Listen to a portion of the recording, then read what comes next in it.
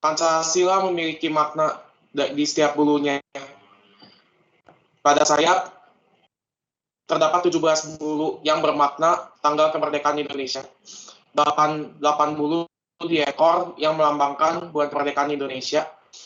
19 bulu per ekor yang melambangkan, dan 45 bulu leher yang melambangkan tahun kemerdekaan Indonesia, yaitu 1945.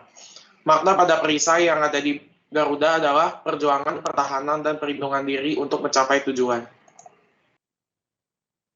Berikut adalah sila-sila Pancasila. Perwujudan nilai-nilai masing-masing sila adalah: sila pertama, rajin beribadah, menghargai agama orang lain. Sila kedua adalah menolong sesama manusia, saling menghormati dan menghargai. Untuk sila ketiga, perwujudan adalah hormat kepada yang lebih tua dan menghargai persatuan. Sila keempat, menghargai pendapat orang lain dan musyawarah mufakat. Untuk sila kelima, gotong royong dan bekerja keras. Menurut Undang-Undang Republik Indonesia Nomor 39 Tahun 1999, HAM atau hak asasi manusia adalah seperangkat hak yang melekat pada hakikat dan keberadaan manusia sebagai makhluk Tuhan Yang Maha Esa, dan merupakan anugerahnya yang wajib dihormati, dijunjung tinggi, dan dilindungi oleh negara, hukum, pemerintah, dan setiap orang demi kehormatan serta perlindungan harkat dan martabat manusia. Berikut adalah contoh kasus pelanggaran HAM di Indonesia. Di sini saya mengambil contoh peristiwa bom Bali yang terjadi pada tanggal 12 Oktober 2002 dan 1 Oktober 2005. Tragedi pertama menewaskan 202 orang dan melukai 209 orang. Sedangkan tragedi kedua menewaskan 23 orang termasuk 4 turis dan 3 pelaku dan melukai 196 orang. Untuk tragedi pertama terjadi di daerah Kuta dan tragedi dua terjadi di 2 lokasi, yaitu Kuta dan Jimbaran. Hal baik yang sudah saya lakukan pada diri sendiri adalah menjaga kesehatan dan mengikuti protokol kesehatan di masa pandemi ini dimanapun saya berada. Dan di lingkungan keluarga, saya menghormati mereka sebagai anggota keluarga saya sendiri.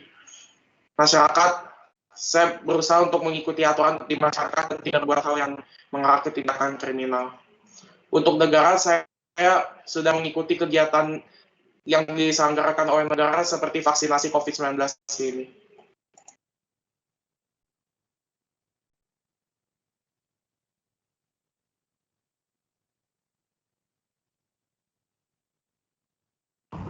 Sudah, Delvin? Sudah, Pak. Oke, saya pengen dengar suaranya.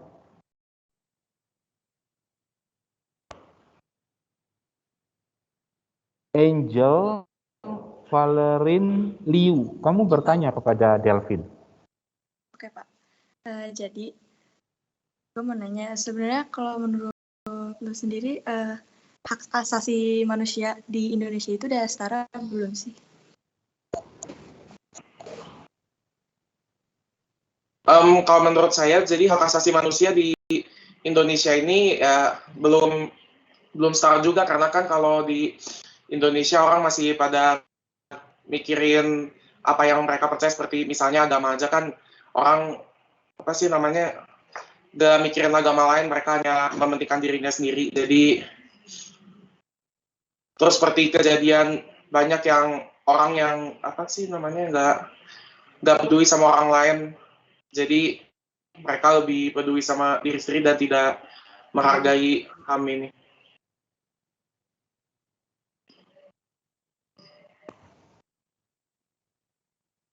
Gimana?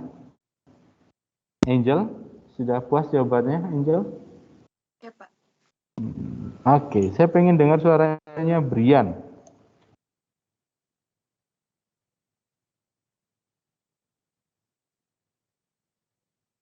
Brian? Iya, halo Pak. Silakan kamu tanya.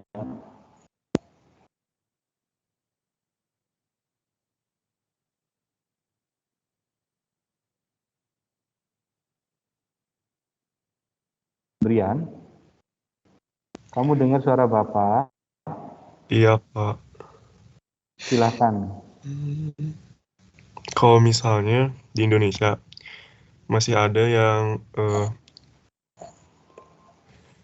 yang masih bisa belum menghargai budaya orang lain, kita harus bagaimana menanggapi orang tersebut. Kalau menurut saya dari kasus tersebut ya kita kalau misalnya dia mau dinasehati ya silakan nasehati, tapi kalau misalnya dia susah dinasehatin misalnya udah kita abaikan saja. Lagian kalau misalnya itu apa ruginya sih sama kita? Oke, ada yang mau bertanya sama Delvin? Silahkan. Ada yang mau bertanya sama Delvin? Kalau tidak tanya, saya yang nanya Delvin. Apa pendapatmu, Delvin, ketika pendapatmu tentang vaksin? Ada orang yang setuju, ada orang yang nggak mau, bahkan ada orang yang anti sama sekali tidak mau vaksin. Padahal vaksin itu tanda petik penting buat kita. Untuk apa? Untuk membentuk yang namanya herd immunity. Apa pendapatnya Delvin?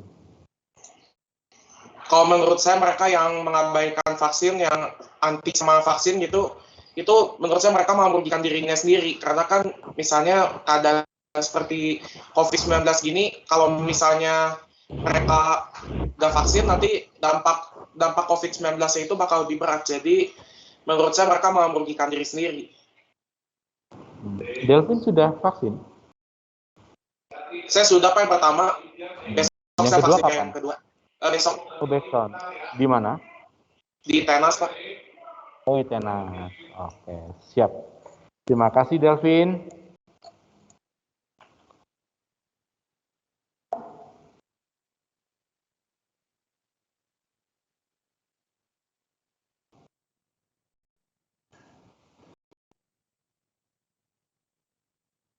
Contoh orang yang melanggar sila yang pertama itu banyak sekali terjadi di Indonesia. Banyak sekali. Yang sekarang lagi in adalah sebuah video yang diposting oleh seorang yang bernama Muhammad Kece.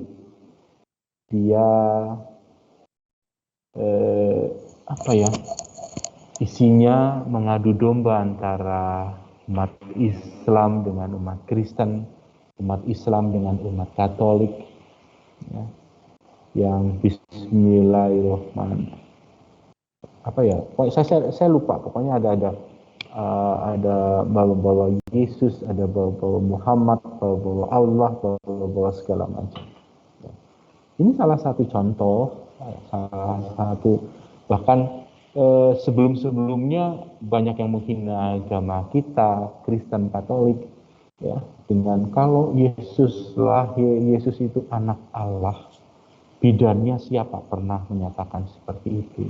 Ada juga yang mengatakan bahwa salib itu adalah simbol ada setannya segala macam.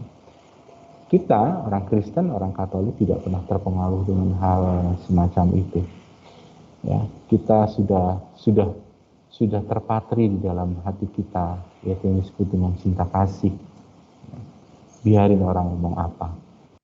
Ini salah satu contoh di sila yang pertama, bagaimana kita harus menghormati, bagaimana kita harus bersyukur, bagaimana kita harus bersikap. Ya. Tapi catatan-catatan kita, note-nya adalah bahwa ketika kita mengucap syukur, ketika kita menghormati, dengan cara kita masing-masing, yaitu dengan sesuai dengan agama kita masing-masing. Kata kunci di sila yang pertama adalah ada hormat di situ. Kemudian sila yang